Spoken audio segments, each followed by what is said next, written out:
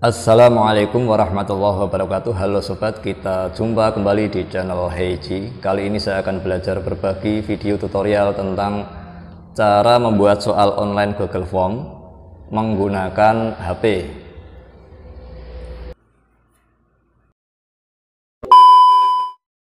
Langkah membuat soal online Google Form menggunakan aplikasi HP. Langkah pertama, kita buka Play Store. Kemudian di kotak penelusuran kita ketikkan G-quiz. Kemudian kita pilih yang paling atas, G-quiz for Google Form Quizzes. Setelah muncul tampilan seperti ini, ikonnya akan kelihatan ada tulisan quiz. Kemudian kita klik install.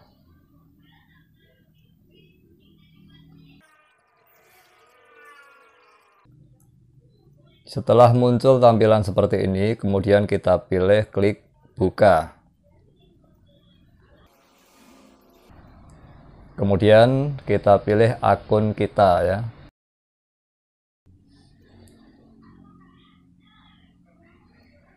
Nah, ini soal Google Form yang pernah saya buat di akun yang tadi saya pilih ya. Ada beberapa soal Google Form dan ini semua saya buat menggunakan laptop atau komputer ya.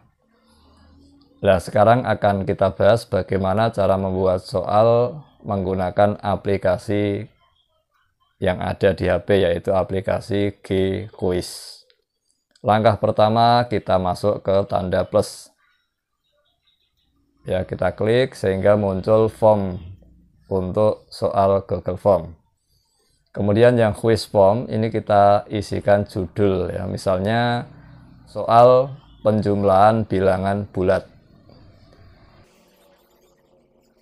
Selanjutnya kita isi data siswa yang kaitannya dengan soal ulangan ya, misalnya data tentang nama. Kemudian data yang kedua, misalnya tidak perlu email ya, misalnya data yang kedua nomor absen.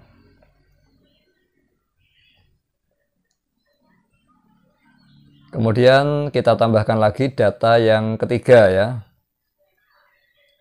yaitu kelas ya, kita tambahkan berarti add item.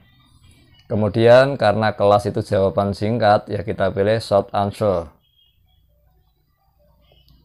Kemudian kita masukkan kelas. Setelah data siswa, kemudian kita baru masuk ke soal. Berarti add item, masuk ke soal. Nah, karena soalnya itu pilihan ganda, di sini kita milihnya bisa multiple choice, bisa juga checkbox. Perbedaannya apa? Kalau multiple choice, nanti butonnya itu berupa lingkaran. Ya, kode pilihannya itu berupa lingkaran. Tapi kalau yang checkbox, kode butonnya itu nanti berupa kotak. Ya, sekarang kita mulai yang multiple choice ya. Misalnya soalnya mudah saja, 1 ditambah 2 sama dengan titik-titik. Ya, untuk sampel saja ya, saya ambilkan yang mudah saja. Kemudian untuk pilihan gandanya, kita klik add choice ya. Pilihan pertama adalah angka 2. Kemudian pilihan kedua, gitu nanti kita klik add choice lagi ya. Pilihan ketiga kita klik add choice lagi. Pilihan keempat kita klik add choice lagi, jadi tambah pilihan. Kemudian karena kunci jawabannya adalah angka 3, berarti kita klik pada angka 3. Kemudian yang angka 2 kita hilangkan. Kemudian skornya ya. Skor awal 0 ya. Kemudian yang kiri untuk naik, untuk turun. Kemudian yang kanan plus berarti untuk menaikkan angka. Ya, karena kita menaikkan berarti kita klik yang plus. Kemudian kita masuk soal kedua, berarti add item. Karena soalnya juga pilihan ganda, di sini kita bisa milih multiple choice atau checkbox. Nah, di sini kita beri contoh yang checkbox. Perbedaannya nanti di mana ya gitu. Misalnya soalnya 7 ditambah min 3 sama dengan titik-titik. Pilihannya kita klik add choice, pilihan pertama. Pilihan pertama misalnya angka min 10. Ya, sekarang kita lihat perbedaannya ya. Kalau yang atas tadi berupa lingkaran, kalau yang bawah berupa kotak ya. Kemudian pilihan kedua min 4. Pilihan ketiga 4. Kemudian pilihan keempat yaitu 10. Karena kuncinya adalah angka 4, ya kita klik angka 4, kemudian kita hilangkan pada angka min 10. Kemudian skor, karena skornya mau kita ubah ke angka 1, berarti kita naikkan, berarti kita menggunakan tombol plus. Ya, jadi ada dua contoh. Yang pertama menggunakan multiple choice. Ya, kemudian pilihannya berupa lingkaran, kemudian yang bawah menggunakan checkbox, pilihannya berupa kotak ya.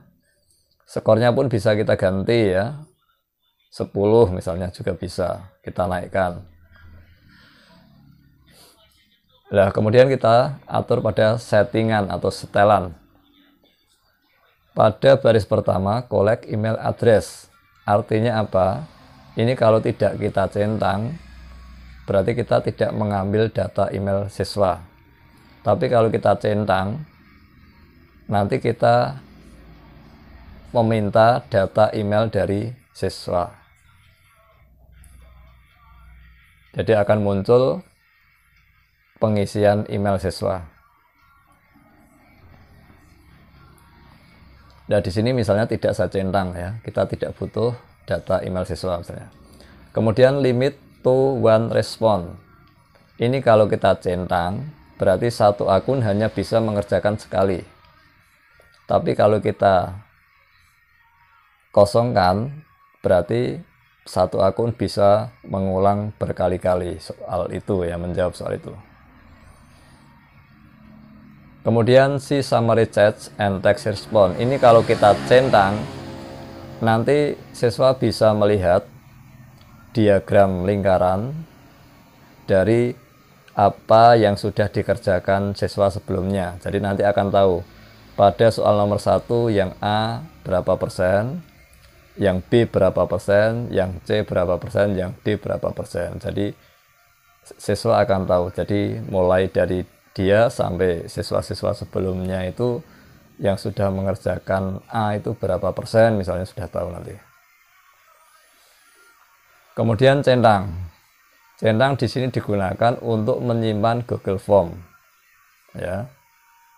Jadi kalau kita yes, Google Form yang kita buat akan tersimpan. Tapi kalau tidak kita yes, ya belum tersimpan ya gitu. Jadi kalau kita yes, akan tersimpan.